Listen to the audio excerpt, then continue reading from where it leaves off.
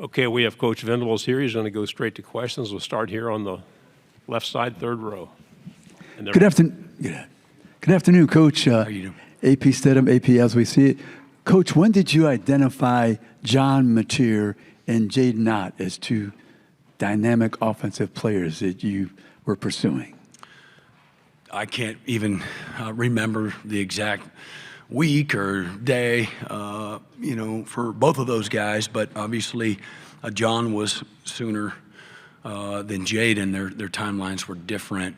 But sometime after John put himself in the portal, certainly I knew about John because I'd already hired his offensive coordinator from Washington State. But sometime right after he put himself in the portal, was able to get on the phone with them and to kind of start that courtship. And then Jaden, I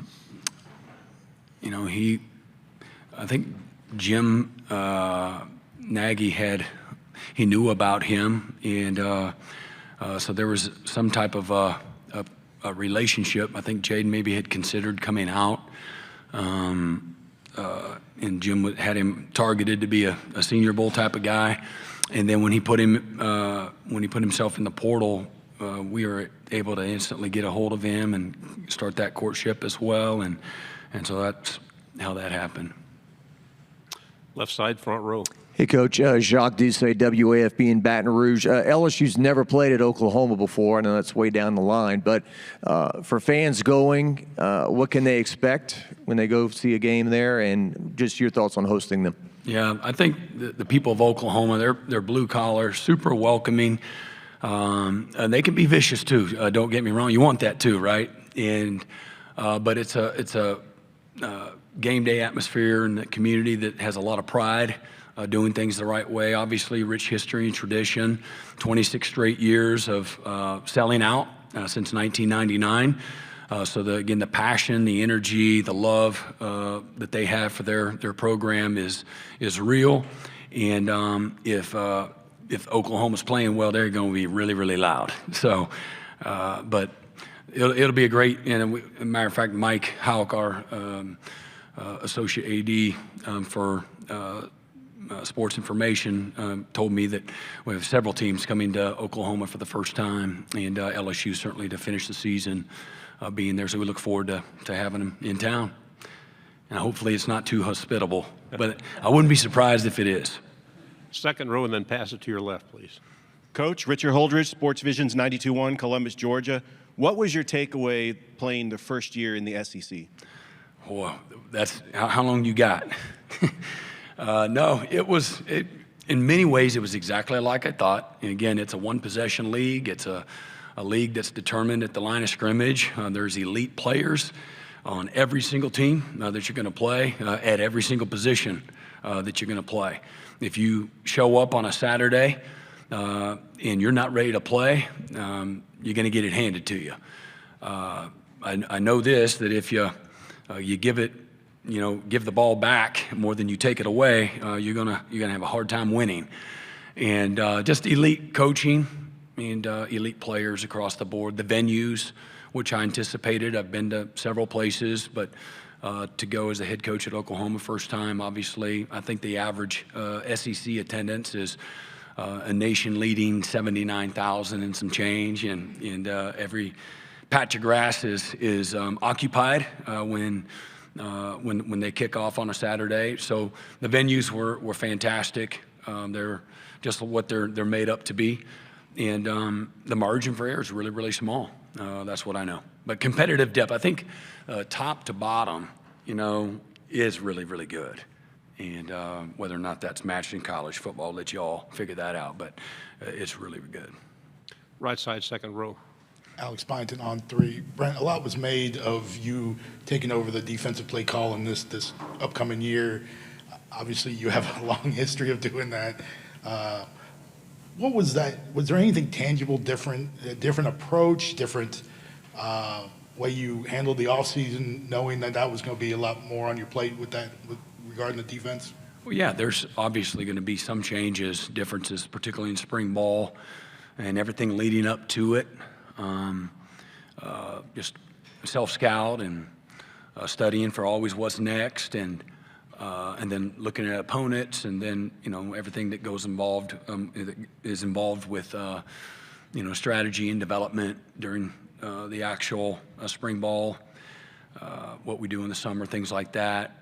Some of it's the same, some of it's different, and then I think that what that's like. I've always been involved, same defensive system since I've been there, and so in many ways it's just like riding a bike, if you will, and but it's been a lot of fun, and we've got we're going to be successful on defense. It's going to be because collectively our staff, the collaboration, like it's always been.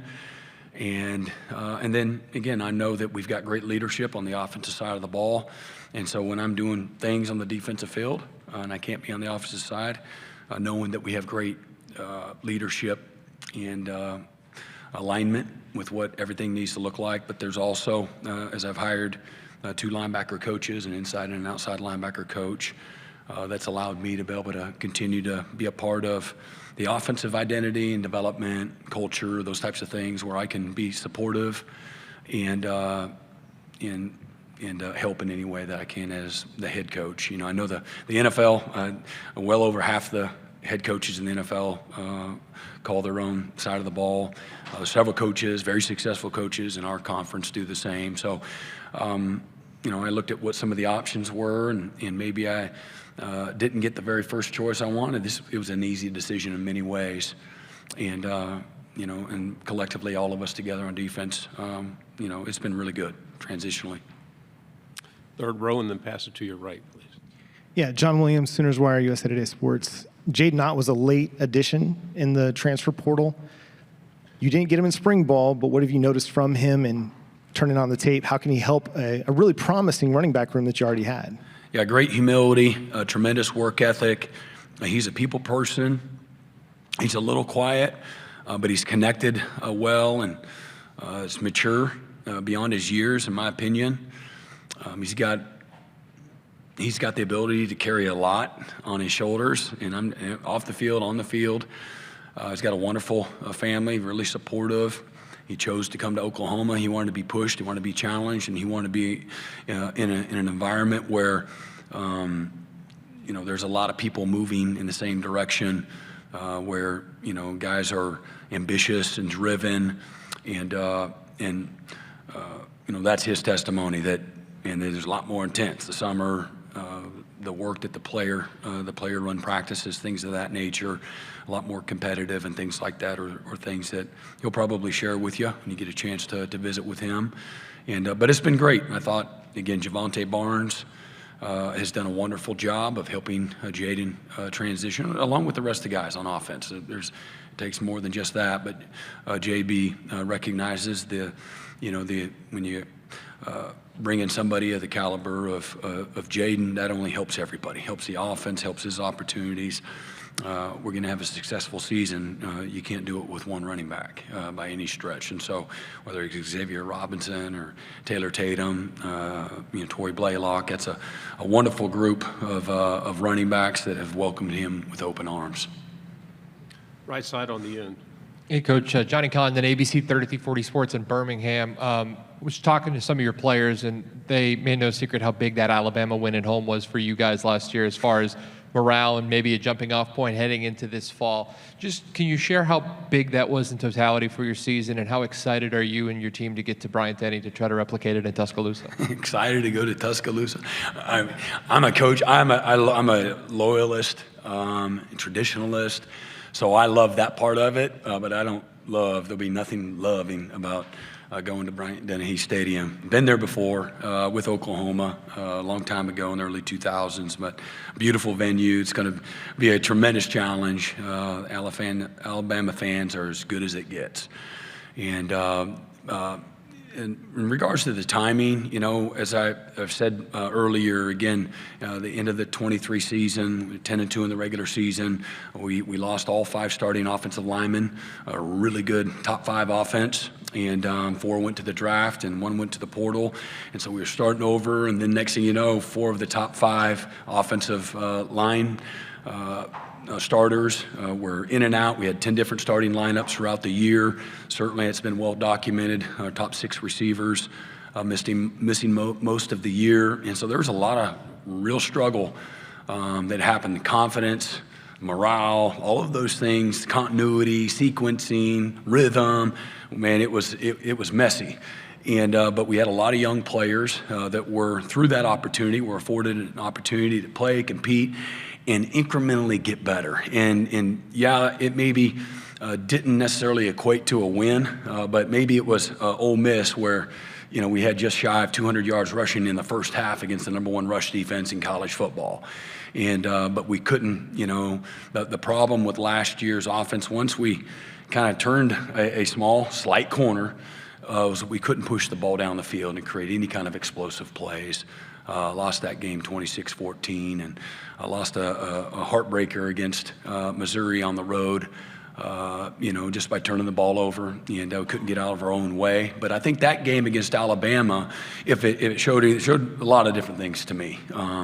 It showed what we're capable of when we get out of our way. It showed a team that believed in you know, one another and certainly themselves and their coaches. And it showed a team that showed a lot of guts and toughness to do the really hard stuff, keep dragging yourself off the mat, claw your way back, figure it out, find a way, punch first, punch back, punch last, that type of a mentality, even when a lot of things aren't going your way. And I think that I think the pressure and adversity exposes people. And for me, I thought it exposed, you know, a lot of the best qualities, you know, that are in our locker room. And I also think that, all right, just incremental. I think that was a game that maybe highlighted the incremental, not significant, but the incremental improvement that was taking place with a bunch of young guys. At one time in the first half, I froze the tape on Sunday, and we had 9 freshmen on the offensive side of the ball, 9. And so that's pretty. It wasn't a badge of honor. Certainly, we recognize the ability and, you know, the talent and the capabilities of a program like Alabama. But for us, I think it provided a little bit of wind in our sail. And unfortunately, we go on the road to LSU, and start of the fourth quarter, it's 24-17. We couldn't figure out how to get it done. So that being said, you know, they'll be waiting for Oklahoma. That's for sure. But you know, I do think that you can take some things from that without question. Left side, second row. Dan Peck, ESPN 106.7 in Auburn. Coach, it's a sign of the times in modern college football that a guy who started games for you last year at quarterback could be on your schedule this year as an opponent. Your memories of Jackson Arnold, what kind of player is Auburn getting, and advantages and disadvantages of facing a player you know so well early in the season? Yeah, I love Jackson, love his family. Sharon and Todd, they're amazing people. Hate that, you know, what happened. We wanted to keep him. We tried to keep him. But I think he just needed a fresh start. I don't want to speak for him. But he was wonderful. Never once was I disappointed in him. He handled one of the toughest moments of his athletic life in an amazing first-class way. And I know this without reservation. He's going to play this game a long time at a really high level. And unfortunately for him, you know, everything around him wasn't helping him, you know, be successful. So he had no chance in some ways under the circumstances, and dealt a really bad hand. But advantages, disadvantages, he'll be a different player. Circumstance, there'd be nothing the same. The only good thing for us is it's in Norman, and but they are a very talented football team. Hugh Freeze is one of the best coaches in college football. He's a wonderful offensive coordinator, and he'll put him in position to be successful. And they got tremendous football players, both sides of the ball. They got a great staff, an elite staff. One last quick question to the right. Yeah, Jeff Howe on Texas football. Coach, you mentioned coaches that call their own plays. Sark does that at Texas. Just your thoughts on getting to compete against Sark and Red River the last few years. And getting then what? Just your thoughts on competing against Sark, play caller to play caller. Yeah. And then, you know, what makes his offenses, you feel like, so tough to defend? Yeah, I go back all the way. We competed against Sark when he was a quarterback at BYU, and we were at Kansas State in the Cotton Bowl. I think that was 1996. Man, he is a great competitor. great leader. He's a wonderful offensive coordinator. His play design is elite. He knows how to make it look like they're doing a lot and keeping a lot of the same principles and schemes. But yeah, I love it. I love the challenge. I've always have. Faced him when he was at Alabama. And so he has a long history of admiration and respect for the product that he puts out there, and it's always a great challenge. But something that we, without question, look forward to. Coach, thank you very much for your time. Appreciate it.